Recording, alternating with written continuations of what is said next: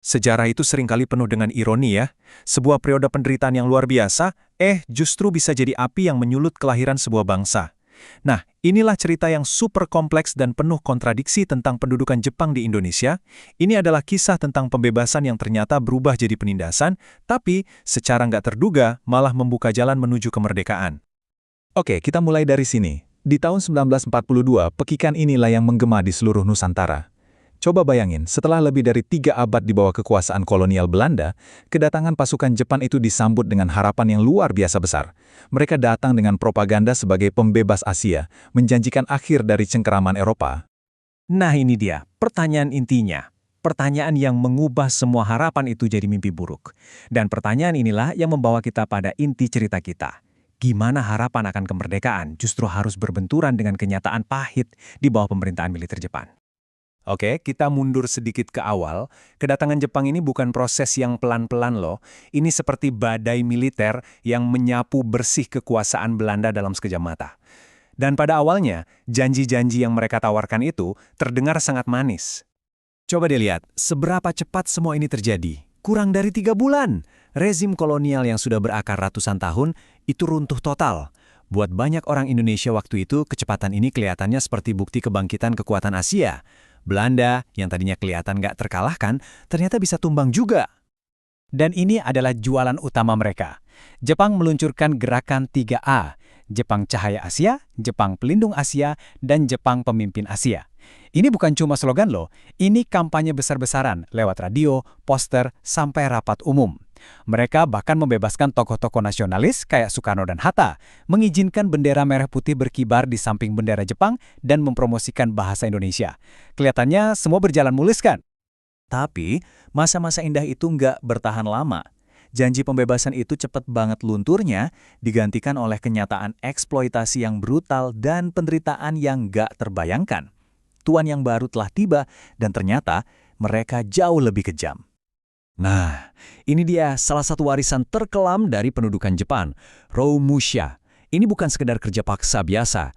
Ini adalah perbudakan massal. Para laki-laki diambil dari desa mereka, dipisahkan dari keluarga, lalu dikirim untuk membangun jalan, rel kereta api, dan benteng pertahanan dalam kondisi yang benar-benar nggak manusiawi. 4 juta. Coba kita resapi angka ini.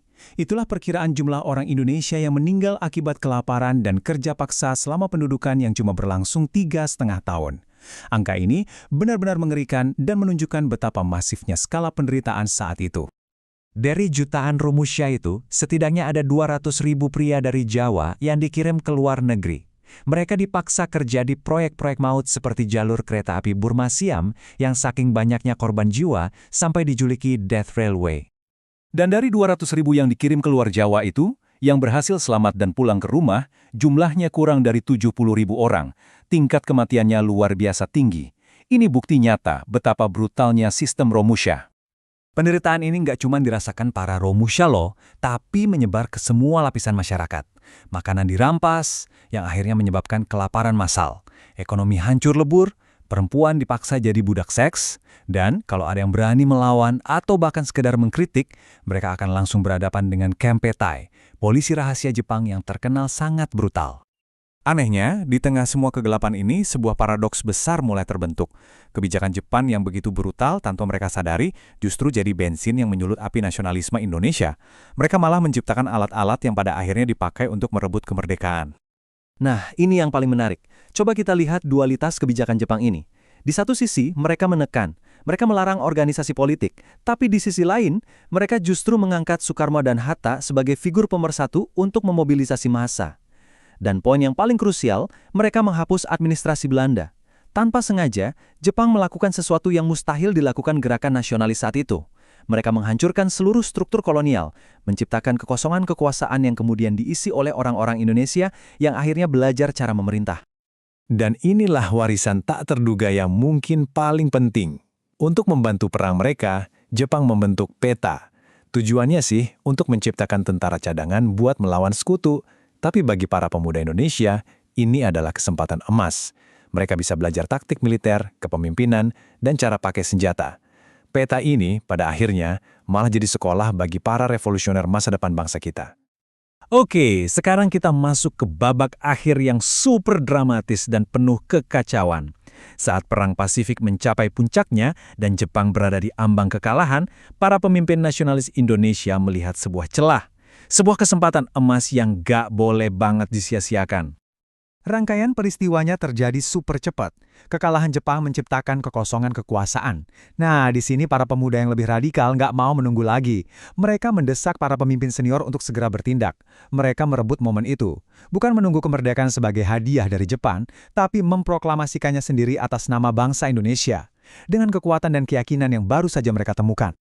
Jadi intinya begini, pendudukan Jepang itu adalah sebuah periode yang luar biasa kelam, penuh penderitaan. Nggak ada yang bisa menyangkal itu. Tapi ironisnya, pendudukan inilah yang justru menjadi katalisator penting bagi kemerdekaan. Jepang menghancurkan tatanan kolonial Belanda, sesuatu yang mungkin butuh puluhan tahun lagi untuk dicapai oleh gerakan nasionalis. Mereka memberikan pelatihan militer kepada satu generasi yang kemudian jadi inti revolusi. Dengan kata lain, pendudukan ini secara tak sengaja menciptakan kondisi yang sempurna bagi lahirnya sebuah bangsa.